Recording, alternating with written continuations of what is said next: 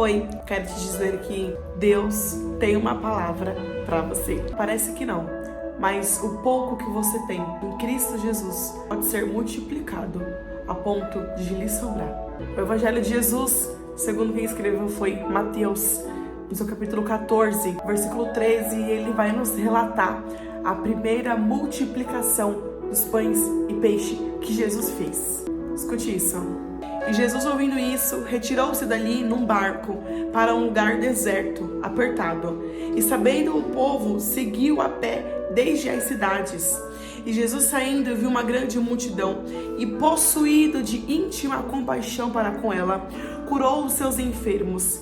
E sendo chegar a tarde, os seus discípulos aproximaram-se dele, dizendo: o lugar é deserto e a hora é já avançada. Despede a multidão para que vão pelas aldeias e comprem comida para si.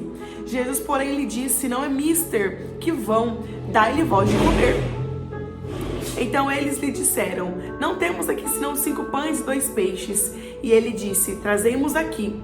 Tendo mandado que a multidão se assentasse sobre a erva, tomou 5 pães e 2 peixes, e erguendo os olhos aos céus, os abençoou, e partindo os pães, deu aos discípulos, e os discípulos à multidão. E comeram todos, e saciaram-se, e levantaram dos pedaços que sobejaram 12 cestos cheios. E os que comeram foram quase 5.000 homens, além das mulheres e crianças. 5 pães na mão de um homem comum, apenas só 5 homens comem, mas 5 pães na mão de Jesus de Nazaré, 5.000 pessoas comem, fora crianças e mulheres. Após Jesus receber uma notícia de que o seu querido primo, João Batista, aquele a quem havia de preparar o caminho para ele, falecer, vítima de um assassinato, Jesus então decide se apartar para um lugar deserto. Precisamos entender que Jesus foi, além de 100% Deus, ele era 100% homem. Ele sentia, Jesus tinha os seus sentimentos, Jesus sentia tristeza, angústia. Jesus, ele veio aqui na terra e ele sabe exatamente o que eu e você está passando. Essa tristeza, essa angústia que você passa, essa aflição que você passa. Jesus está te dizendo: eu sei o que você está sentindo, eu sinto a sua dor também, mas você não está sozinho. Então Jesus se apartou a um lugar deserto, e quando ele vai se apartar ao lugar deserto, ele pega um barco e de repente ele avista uma multidão o seguindo. A palavra de Deus vai dizer que a multidão o seguia a pé. A multidão seguia Jesus a pé. E isso me chama muita atenção, porque a multidão não colocou obstáculos para seguir a Jesus. A multidão estava com os olhos fitos em Jesus, porque quem precisa de um milagre não liga para as circunstâncias a qual está vivendo. Ela vai atrás do mestre e não importa de que jeito, se é a pé, se é correndo, se é se rastejando, se é quase perdendo a força, mas ela não desiste do milagre.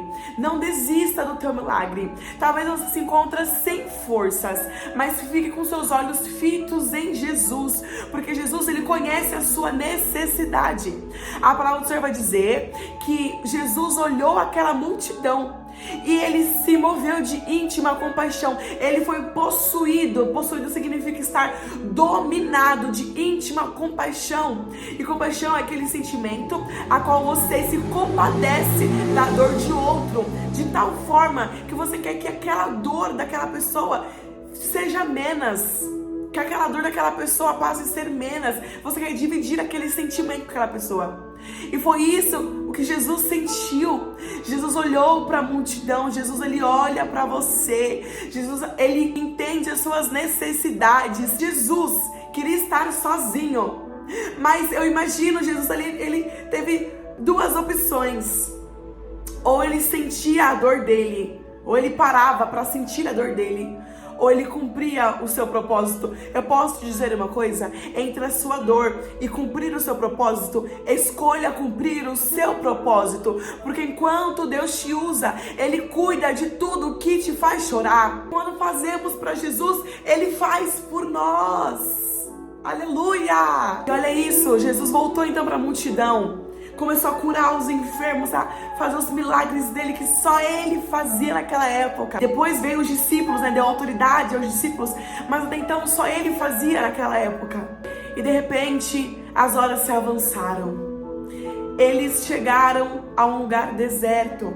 E olha isso, os discípulos vieram até Jesus falar: Jesus, despede a multidão, porque a hora é avançada e o lugar é deserto.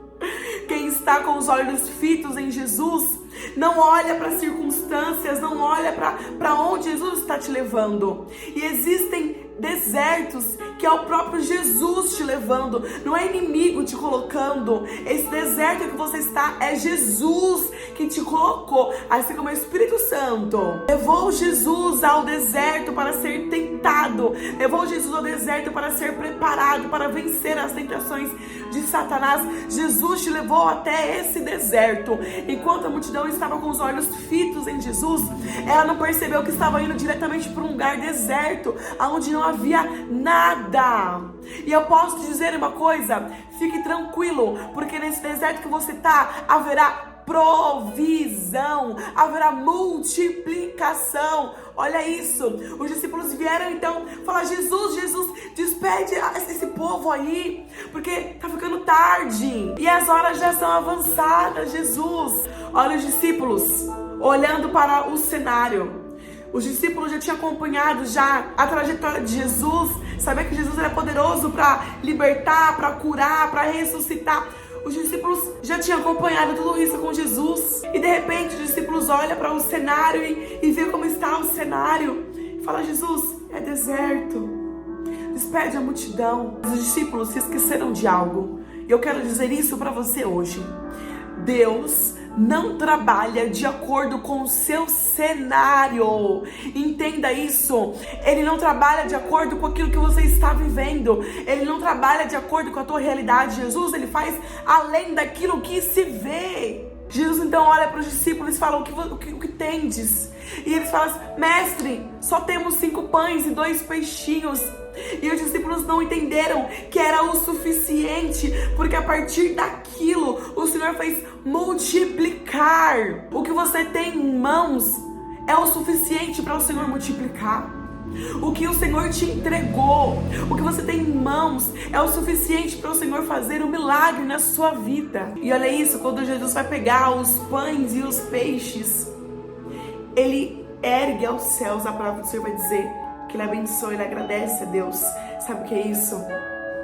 A gratidão, ela antecipa o milagre. Você precisa agradecer mesmo sem ter, porque a gratidão, ela antecipa o milagre. Thalita, a promessa ainda não se cumpriu. Agradeça pela promessa que o Senhor fez.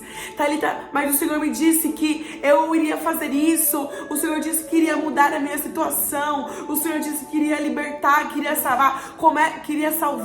Comece a agradecer: Senhor amado, obrigada pela libertação de tal pessoa. Jesus, obrigada pela salvação de tal pessoa. Jesus, obrigada pela provisão. Jesus, obrigada pelas promessas. Comece a agradecer, agradeça. Porque quando você agradece, você chama aquilo que no mundo espiritual já está pronto. Você chama e traz a existência através da sua gratidão. Seja grato. Em Deus há muito mais que o suficiente.